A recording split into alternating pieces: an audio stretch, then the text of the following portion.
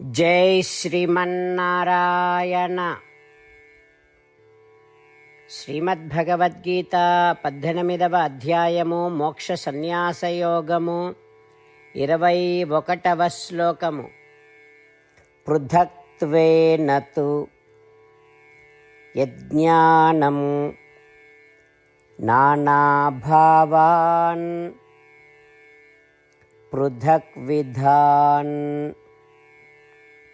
వేత్తి సర్వేషు భూతేషు తజ్ఞానం విద్ధి రాజసం. ఓం.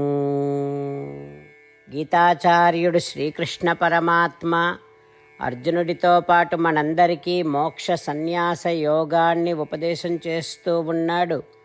పరమాత్మ ఈ రకంగా అంటూ ఉన్నాడు, అర్జున, కనిపించేటటువంటి సకల ప్రాణులలో, మానవులలో బ్రాహ్మణ క్షత్రియాది ఆకారములు వేరుగా ఉండటం వలన ఇతరమైనటువంటి జీవరాశులలో కనిపించేటటువంటి శరీరాలు, రంగులు, పరిమాణాలు, గుణాలు ఇవన్నీ వేరువేరుగా ఉండటం వలన ఆత్మలు కూడా అనేక ఆకారములు కలవిగా, రకరకాల గుణములు, పరిమాణాలు, రంగులు కలవి అని ఎవరు అనుకుంటారో అట్లా అనిపించేటటువంటి జ్ఞానాన్ని రాజస జ్ఞానము అని అంటారు అంటూ శ్రీకృష్ణ భగవానుడు సమస్త జీవుల రకరకాల శరీరాలలో ఉండే జీవాత్మ కూడా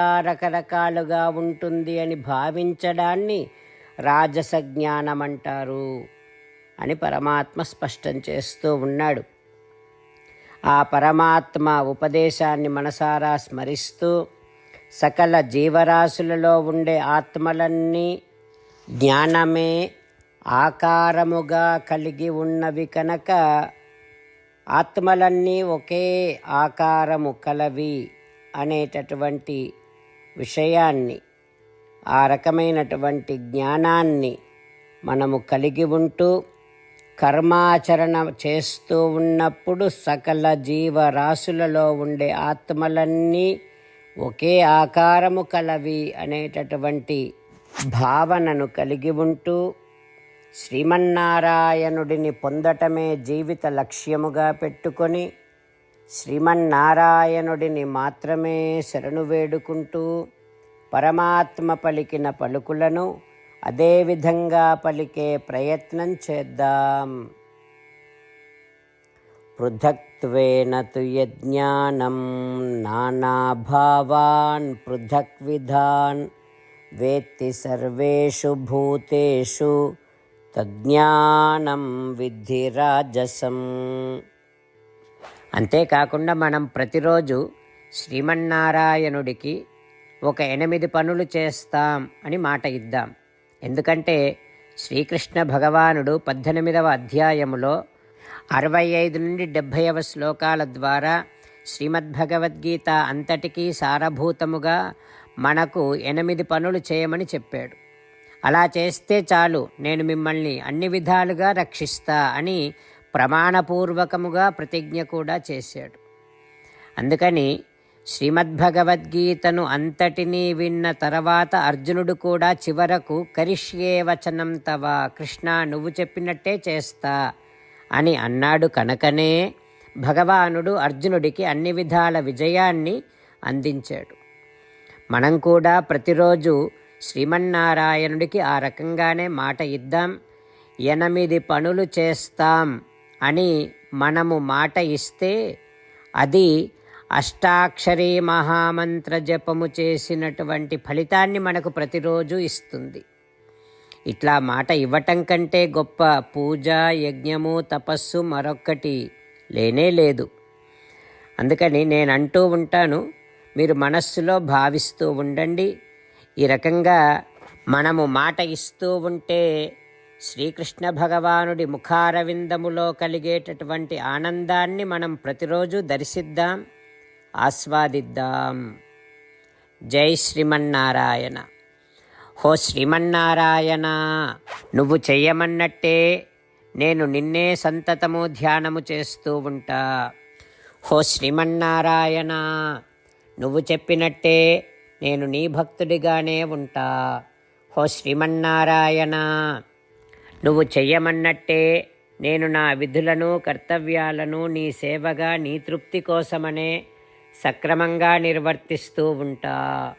హో శ్రీమన్నారాయణ, నువ్వు చెప్పినట్టే నేను నీవాడిని అనే మహావిశ్వాసముతో నీకే నమస్కరిస్తూ ఉంటా. హో శ్రీమన్నారాయణ, మామేకం శరణం వ్రజ, నన్ను ఒక్కడిని మాత్రమే శరణు వేడుకో అని నువ్వే అన్నావు కనుక నేను నిన్ను ఒక్కడిని మాత్రమే శరణు వేడుకుంటా. హో శ్రీమన్నారాయణ, మా శుచః, ఇక దుఃఖించకు అని నువ్వే నాకు భరోసా ఇస్తున్నావు కనుక నేను ఇక దుఃఖించను. హో శ్రీమన్నారాయణ, నువ్వు చెప్పినట్టే నువ్వు నా కోసమని అనుగ్రహించినటువంటి శ్రీమద్భగవద్గీతను ప్రతిరోజు కనీసము ఒక్క శ్లోకాన్నైనా జ్ఞాపకం చేసుకుంటూ శ్రీమద్భగవద్గీతను అనుసంధానము చేస్తూ ఉంటా. హో శ్రీమన్నారాయణ, నువ్వు చెప్పినట్టే నువ్వందరి కోసమని చెప్పినటువంటి శ్రీమద్భగవద్గీతను తెలియని భక్తులందరికీ తెలియచేసే నా వంతు ప్రయత్నాన్ని నేను నిరంతరము కొనసాగిస్తూనే ఉంటా. హో శ్రీమన్నారాయణ, నేను నువ్వు చెప్పినట్టే చేస్తా, నీకు నచ్చినట్టే ప్రవర్తిస్తా, నీకోసమే పని చేస్తూ ఉంటా. కరిష్యే వచనం తవ. పృథక్త్వేన తు యజ్ఞానం నానాభావాన్ పృథక్ విధాన్ వేత్తి సర్వేషు భూతేషు తజ్ఞానం విద్ధి రాజసం. ఓం